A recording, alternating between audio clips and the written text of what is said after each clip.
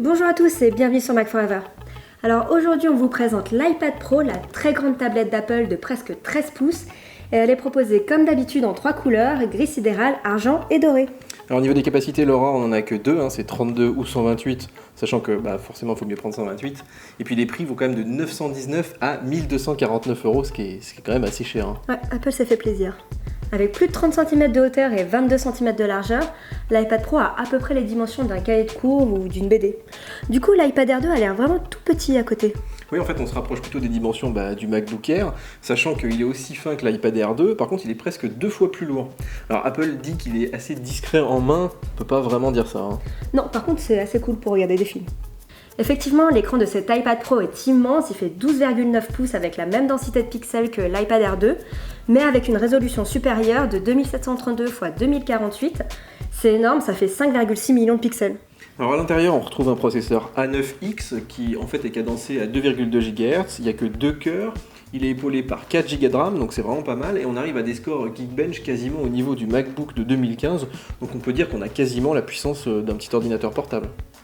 Pour profiter de films et de sa musique, on aura cette fois-ci 4 haut-parleurs, ce qui permet de mieux répartir le son et d'avoir de la stéréo, peu importe la façon dont on tient son iPad. Bon, c'est vrai que le son est mieux spatialisé, mais bon. Ouais, ça casse pas des briques, les basses et tout, c'est pas encore ça vraiment. Mais c'est vrai que c'est mieux qu'un iPad Air 2. Alors pour le reste, on retrouve à peu près les mêmes choses que sur un iPad Air 2, il y a Touch ID, il y a les mêmes capteurs photo-vidéo, il y a le même traitement anti-reflet de l'écran, alors il faut savoir quand même qu'on voit pas mal de traces de doigts. Mais il y a une petite nouveauté, Laura, c'est le Smart Connector ici. Oui, il permet de connecter le Smart Keyboard ou le Create de Logitech. Il faut savoir que Apple promet 10 heures d'autonomie comme sur ses autres iPads, mais que cette fois-ci, la tablette sera chargée d'alimenter le clavier qui va avec. Donc a priori, ça baisse pas l'autonomie, mais bon, c'est ce qu'on verra. On verra. Alors dans la boîte, donc, on retrouve l'iPad Pro, il y a son chargeur de 12 watts, le câble Lightning, et puis c'est tout, il n'y a pas d'Apple Pencil, il n'y a pas de clavier non plus, même si pour l'instant, il est disponible que au format américain, mais la version française va arriver. C'est un petit peu frustrant parce qu'on avait envie de dessiner, nous, sur l'iPad. Le clavier, il y a celui de Logitech, mais il n'y a pas encore celui d'Apple. C'est un petit peu dommage, et puis les délais sont assez longs.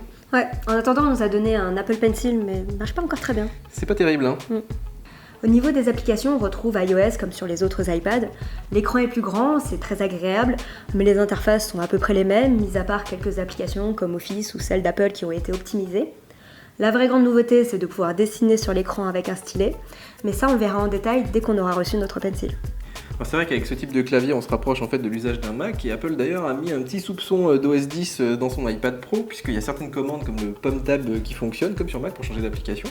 A l'inverse, au bout de quelques minutes, on cherche beaucoup le trackpad, on cherche à déplacer le curseur dans le texte, alors là, il n'y a aucune solution, il n'y a pas de trackpad sur le clavier. Alors on le verra en détail, mais c'est vrai qu'il y a encore quelques petites choses qui sont un petit peu frustrantes. Merci à tous d'avoir suivi cette prise en main, n'oubliez pas de mettre des petits pouces sous la vidéo et de vous abonner en cliquant sur l'iPad Pro, et on se retrouve sur Mac Forever pour le reste du test. Ciao ciao!